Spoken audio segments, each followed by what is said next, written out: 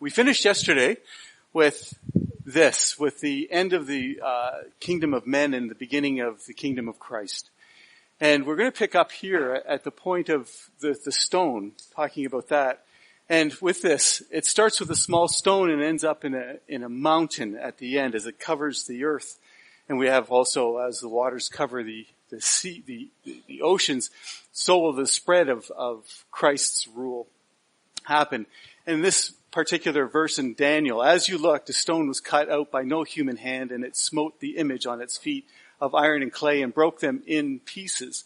Then the iron and the clay, the bronze, the silver, and the gold, all together were broken in pieces and became like the chaff of the summer threshing floors. And the wind carried them away so that not a trace, and that's an interesting point, not a trace of them could be found, but the stone that struck the image became a great mountain and filled the whole earth. And again, in talking with many of you, and also I appreciate comments made with John when I was talking to him, John Popel, it was also, we can not lose sight of the spiritual concept of this, is that stone represents us. And as it grows, as the kingdom grows, the mountain of Christ grows with this. And we all make up that. It's no different than Norm Fidel's class in terms of when we started with his class talking about being cut, the stones built. And for me, that's the whole temple. That we are being formed now, quietly. And then when Christ returns, we're all brought into this temple at this point and creates his temple. And so from a small action to a large action. And right away my mind went to the high priest, which is so fitting in this particular case. When we look at the high priest, on its skirts you shall make pomegranates of blue and purple and scarlet stuff around its skirts with bells and gold between, a golden bell and a pomegranate round about on the skirts of the robe. And you think this is kind of an interesting perspective, that why they would do that when, bring in a bell and a pomegranate. And here's a close-up of what that actually would look like. And it makes sense. It's a tie-in. It's a future echo to Christ. Pomegranates, it's a singular. One, out of one come a multitudinous seed. And so that's every time I eat a pomegranate, I cannot help but think of Christ. Because every time, it's just this one emblem, and then you open it up, and there we all are. And it forms that, and that's the purpose of this. And by the way, just a side note, in terms of the golden bells, that's us as well, the refined by fire, the gold. And what is the purpose of the bell at the bottom is to call out. And that's why churches have bells in their steeples. It's to call out the people to come to me. And this is what Christ does. And as the high priest would walk, you could hear the bells and be reminded that out of the one is the many. And that is again the beautiful imagery of our kingdom that we're going to be a part of. And so in Revelation 7, 9, 10, after this I looked and behold a great multitude. And there's that beautiful, again, out of one comes a multitude, which no man could number, from every nation, from all tribes and peoples and tongues, and standing before the throne and before the Lamb, clothed in white robes and palm branches in their hands, and crying out with a loud voice, salvation belongs to our God, who sits upon the throne, and and to the Lamb. And so here we have this image of us. We're looking forward to this time. And it's speaking in terms right now that are all metaphors for us. And yet this is going to become a reality very shortly. So there is going to be, again, we realize that Christ has established the calling of the multitudes. And it's an interesting point. I just want to bring this one up, is to show you this is what Christianity, from the spread of Christ's time on the earth, what it looked like over all the different empires and kingdoms that had taken place during that time to the modern time. And the gray is where Christianity spread. And I want you to appreciate the time it took from one man, being Christ Jesus, to today, with all of us as part of the multitude. And you look at the different empires and how Islam spread, but then Christianity shrinks and it expands over time. It's quite a fascinating thing when you look at this. as to how it has a life of its own. And regardless of the empires, it never obviously ends. There's always a remnant somewhere. And again, you take a look at the Mongols and quickly they're out, but then Christianity still is there, but then it shrinks in certain areas because of the takeover of Islam in that particular area.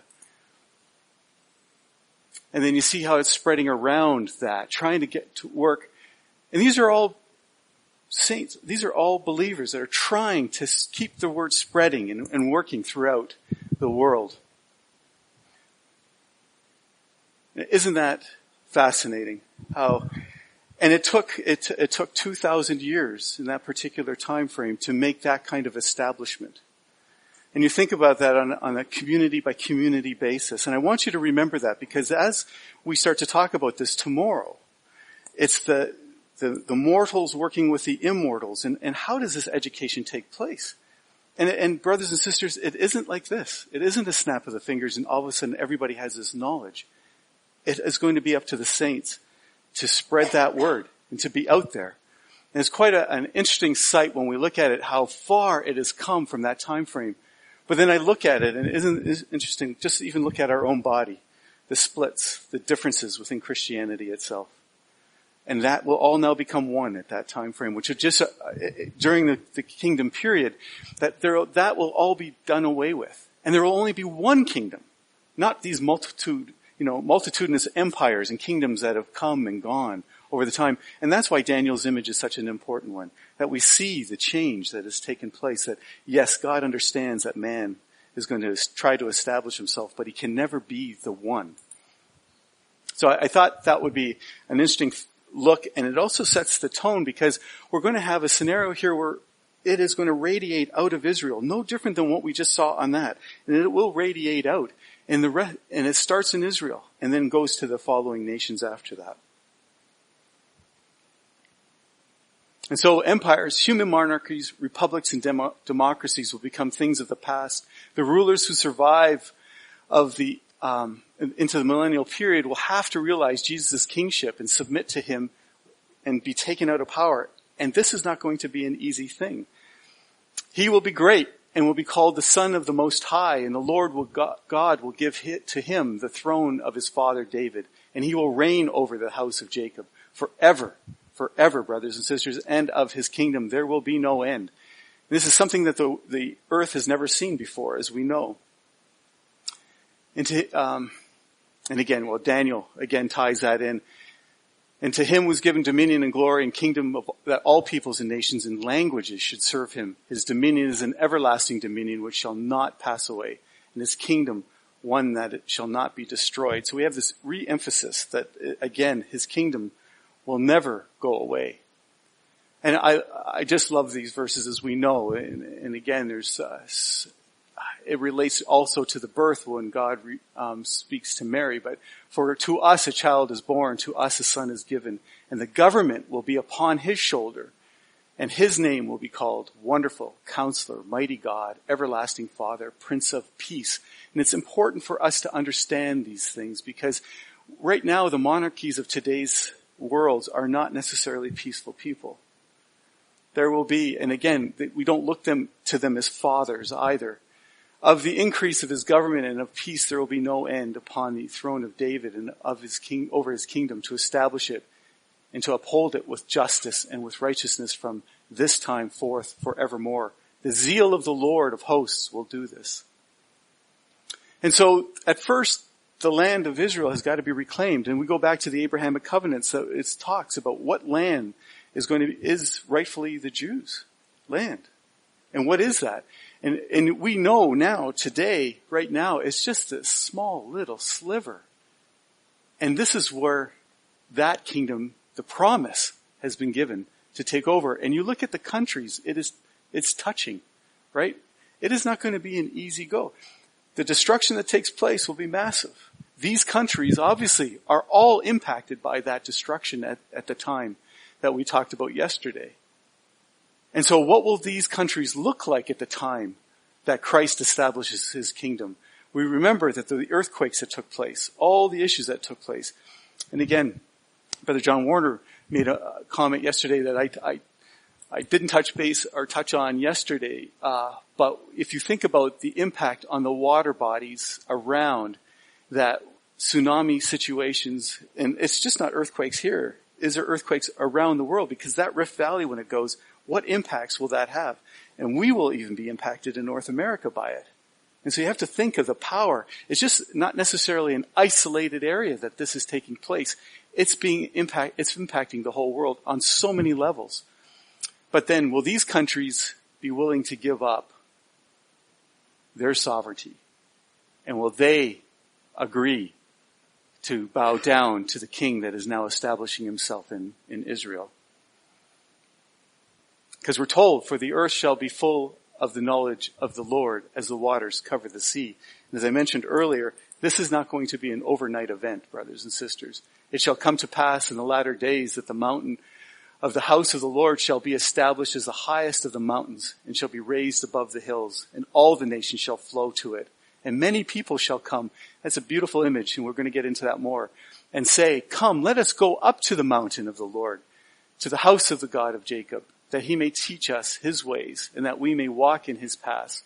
For out of Zion shall go forth the law and the word of the Lord from Jerusalem. That's a promise. And who is going to be establishing this law for us? We will be. The saints will be going out and establishing that law, backed completely by our King. And we will be representing him. And it's interesting that the only one, or the feast that is mentioned that survives into the kingdom period is the Feast of Booths. Then everyone that survives of all the nations that have come against Jerusalem shall go up year after year to worship the King, the Lord of hosts, and to keep the Feast of Booths. And if any of the families of the earth do not go up to Jerusalem to worship the King, the Lord of hosts, there will be no rain upon them. And if the family of Egypt do not go up and present themselves, then upon them shall come the plague with which the Lord afflicts the nations that do not go, or do not go up to keep the Feast of Booths. That shall be the punishment to Egypt and the punishment to all the nations that do not go up to keep the Feast of Booths. This is not a suggestion. It's a command. Now a question, and I'd like to hear that afterwards, but your thoughts on, does it literally mean that everybody, the whole world, year after year will go up to Israel, or are we allowed to do it in our own communities? And so right now, when we were living in Toronto, when the Feast of Booths happened, the Jewish people that were celebrating it were building their tabernacles on their apartment balconies, in their backyards. They were following that tradition, but they were honoring in the nation that they were in. And so it'll be an interesting thought, but I love the vision of us all going and surrounding the mountain of the Lord and in praising, and that's a beautiful spiritual ingathering, if you think of it, that we are that first fruits. So that in essence, a first fruits feast is actually taking place because we are all going to be around that. And the Lord said to Moses, say to the people of Israel, on the 15th day of the seventh month and of the 7 days is the Feast of Booths to the Lord. On the first day shall be a holy convocation. You shall do no laborious work. 7 days you shall present offerings by fire to the Lord. On the 8th day you shall hold a holy convocation and present an offering by fire to the Lord. It is a solemn assembly. You shall do no laborious work. And so you have this image again of people coming together and having this beautiful convocation. And when you look at the word convocation, the definition of it, something called out, that is a public meeting, the act of persons or the place. Also rehearsal, assembly, calling, convocation, reading. And this, brothers and sisters, up to this point, what are they rehearsing? Right now, when they're doing the Feast of Booths, what is their rehearsal? They are practicing for something that is coming. Whenever we rehearse, it's for an event that we're going to partake in. And so you have this image that right now we're all rehearsing for this because we're awaiting the return and to establish this time in Israel and then the world. And then you have that image of ingathering. And brothers and sisters, we look at this ingathering, and it's a beautiful time when we look at it, that it's when the first fruits come. And they're bringing in those fruits to give thanks to God for the bountifulness that he's brought. But we represent those first fruits. We are the first fruits. And when Christ, in 1 Corinthians 15, we see the first fruits being mentioned, for he is the first fruit. And that reference back to the high priest at the beginning of the slides, or the presentation today, we have this image of, do you recall when Mary comes to Christ and she sees him in the garden, she says, "My Lord," and he says, "Do not hold on to me at this time, for I have not yet ascended to the Father." Why is that? Because he represents the first fruit. As soon as he's resurrected, what the high priest is supposed to do is he takes the first fruits that have been given to the high priest. By himself he goes before the Lord and he waves the first fruits. And so at that time he had not yet ascended. And so now he's presenting himself before his Father as the first fruit. And then after that comes all the celebration. And so it's a wonderful image that now he's already presented himself, and now we are his first fruits. You think about that in the kingdom. We are that representation of that ingathering, this beautiful time frame that takes place. And I love the presentation. Can you imagine us coming before him at that time when we are resurrected, or we are now changed, and we're coming before him, and there's this whole thankfulness and this whole realization that what you have done for us, what you've given us, and what you've provided for us, and that everything you have said is true. So you shall keep it as a feast of the Lord 7 days in the year. It is a statute for those forever throughout your generations. You shall keep it in the 7th month. You shall dwell in the booths, and we're back to the tabernacles now. 7 days, all that are native in Israel shall dwell in the booths, that your generations may know that I made the people of Israel dwell in booths when I brought them out of the land of Egypt. I am the Lord your God. Thus Moses declared to the people of Israel the appointed feasts of the Lord. It's an interesting time, brothers and sisters. If you think about it, the purpose of the booths was for them never to forget where they came from. When they came out of the land of Egypt, they dwelt in booths. And they were never supposed to forget this. And so this is an interesting passage when you look at it for us, that is going to be the feast that we do when we come into the kingdom. Why? So that we don't forget what God has done for us. By his might, through Christ, he has allowed us to come out of the world and into his promised land. And so year after year, we will remember this. We will be reminded, and we will physically have a feast. But the interesting thing is that when you go into this, the Jews, first of all, in the Millennial Period, the Jews were brought out of the bondage, brought to a new land, a new way of life, new observances to teach and remind us of our past, to teach generations to come. In the present world and kingdom, Jesus brings us out of the bondage of death. He changes the world. He provides a new life. The feast causes us to gather and celebrate what Jesus has done for us, and it allows the nations to teach their children year after year. This is what it means. And brothers and sisters, we will talk about this in the last class as to what will happen with the children after so many years and so many generations, or there will be approximately 3 generations in the kingdom. We'll talk about that. But where will they be? What will they grow up to believe in that time frame? And that's an interesting observation. Will it become rote for them? Will they really remember what it was like to be a part of this and be transferred into the kingdom? And on this mountain, the Lord of hosts will make for all peoples a feast of fat things, a feast of wine on the lees, of fat things full of marrow, of wine on the lees, well refined. And he will destroy on this mountain the covering that is cast over all the peoples, the veil that is spread over all the nations. He will swallow up death forever, and the Lord God will wipe away tears from all faces. And the reproach of his people he will take away from all the earth. For the Lord has spoken. It will be said on that day, Lo, this is our God. We have waited for him that he might save us. This is the Lord, we have waited for him. Let us be glad and rejoice in his salvation. At a point, we've got to look at what will happen with the nations coming about. As back to the map, you start to see all the nations round about, and you look at all the nations that are on the earth.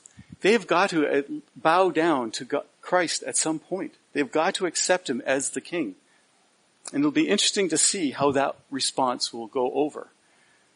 Thus says the Lord of hosts, people shall yet come, even the inhabitants of many cities. The inhabitants of one city shall go to another, saying, let us go at once to entreat the favor of the Lord, and to seek the Lord of hosts. I am going. Many peoples and strong nations shall come to seek the Lord of hosts in Jerusalem, and to entreat the favor of the Lord. Thus says the Lord of hosts, in those days 10 men from the nations of every tongue shall take hold of the robe of a Jew, saying, let us go with you, for we have heard that God is with you. So you have this realization taking place. May all the kings fall down before him, all nations serve him. Turn to me and be saved, all the ends of the earth, for I am God, and there is no other. By myself I have sworn, from my mouth has gone forth in righteousness a word that shall not return. To me every knee shall bow, and every tongue shall swear. Only in the Lord it shall be said of me, our righteousness and strength. To me shall come and be ashamed all who were incensed against him. In the Lord all the offspring of Israel shall triumph in glory. So you have this changing effect that's going on, and you're going to have people that have realized that they spoke against him. They were enemies of Israel and of God. And they'll realize what they have done. And turn to me and be saved. In Isaiah 45, 22, 25. Turn to me and be saved, all the ends of the earth, for I am God and there is no other. By myself I have sworn, for my mouth has gone forth in righteousness, a word that shall not return. To me every knee shall bow. That's an interesting point when we look at this. And every tongue shall swear. Can you imagine what it will take for that to happen? Only in the Lord it shall be said of me, our righteousness and strength. To him shall come and be ashamed all who were incensed against him. So we have kingdoms of men. And in Daniel 7:14, and to him was given dominion and glory and kingdom of all, that all peoples, nations, and languages serve him. His dominions is an everlasting dominion, which shall not pass away, in his kingdom one that shall not be destroyed. So we have the kingdoms of men that we are aware of, how they all run. They're a limited kingship. The kingdoms come and go. Royal families come and go. Limited geographic scope. And they all are eventually destroyed. But under Christ, dominion and glory over all nations, as we've been reading, it is everlasting. The king shall not pass away. It shall not pass away, the whole his kingdom, and it shall never be destroyed. Then everyone that survives of the nations that have come against Jerusalem shall go up year after year to worship the King, the Lord of hosts, and to keep the Feast of Booths, as we've discussed. And if any of the families, as we mentioned, of the earth do not go up to Jerusalem to worship the King, the Lord of hosts, there will be no rain upon them. It's an interesting vision when you think of it. How will that take place? And again, why would those nations not come up? We're starting to see that there is going to be a differentiation. People are not going to accept his reign. Free will still runs on the earth. So what does that look like? People will begin to isolate or solidify in camps. They'll begin to be polarized. And that will start to happen earlier on in the kingdom and then progress over time. And as we see, as we know in our studies, at the end of the 1,000-year period, there's a final battle, a final uprising against Christ. That is an interesting thought. Why and how can they think that they could possibly do this? But because free will still exists, they have the choice of either following or not. But there are consequences of not following him. And so for the nations and the kingdoms that will not serve you shall perish.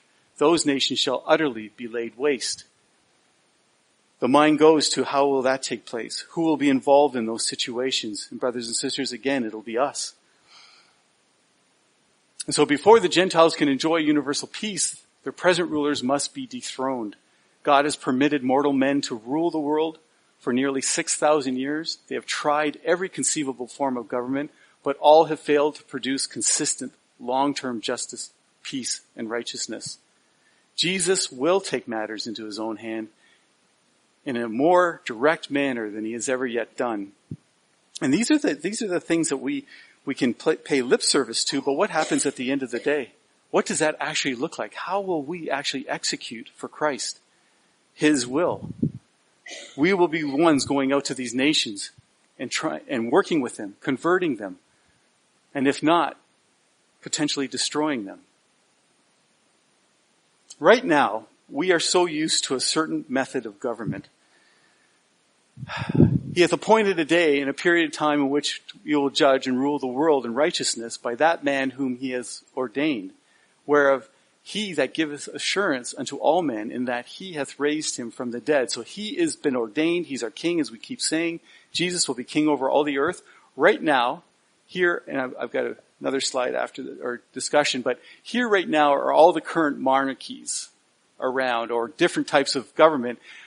It's interesting is that you'll see that the last one here, Vatican City, is considered a monarchy or a kingdom, right?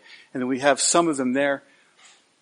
But in this particular case, I broke it down that I did a study or an analysis, and you start to look at, right now, absolute monarchies in the current earth are about 7. Those that are under a constitutional monarchy, there's about 37 countries. And then the ones that are considered republics are 147. It's an interesting view that, do we really get what it means to be under a king? We do not. We're used to a republic.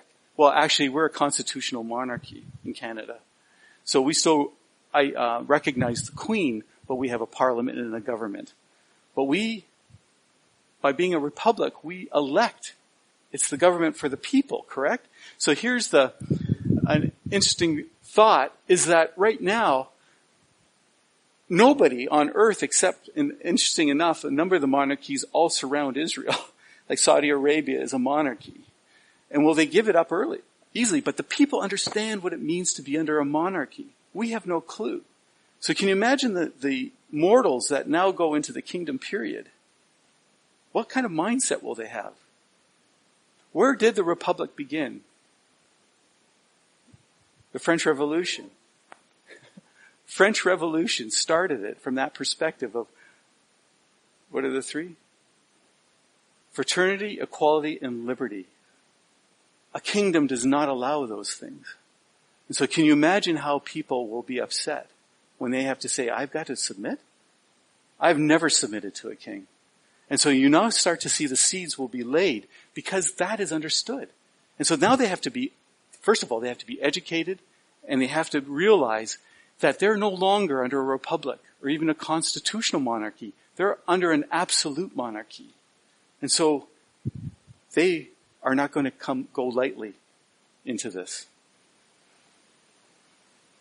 And so his master said to them, well done, good and faithful servant. You have been faithful over a little. I will set you over much. Enter into the joy of your master. What is this setting over much? Will we be the ones taking over towns and cities given to us as the mortals to run those towns and cities? We're told that the 12 apostles will be judges, right? On the earth, but the issue is that there is a hierarchy. There is something that comes into place. But who will be doing that? Who will be, again, educating? And for this to take place, as it says, for all the earth will be filled with the knowledge of the glory of the Lord as the waters cover the sea. That has got to happen through action. And that'll be our action, brothers and sisters. Do you not know that the saints will judge the world? And if the world is to be judged by you, are you incompetent to try trivial cases? Do you not know that we are to judge angels? That's an interesting thought. How much more matters pertaining to this life? And the angels there would be more like the priests, the leaders, the spiritual leaders of the world. And if they cannot do the job, they will be judged by us. But just thoughts on that. I wouldn't mind having a discussion in terms of how you see this happening.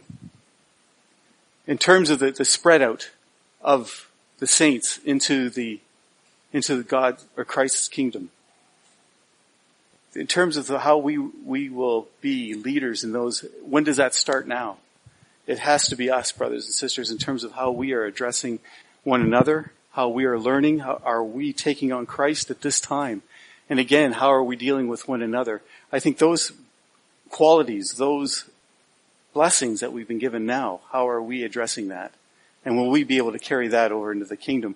And that will be carried over by us into the kingdom. And again, it is a marvelous time. And I look for us, again, when we look at this and talk about one another, I look forward to, again, having these discussions. And I thank you for the time. Thank you. Thank you.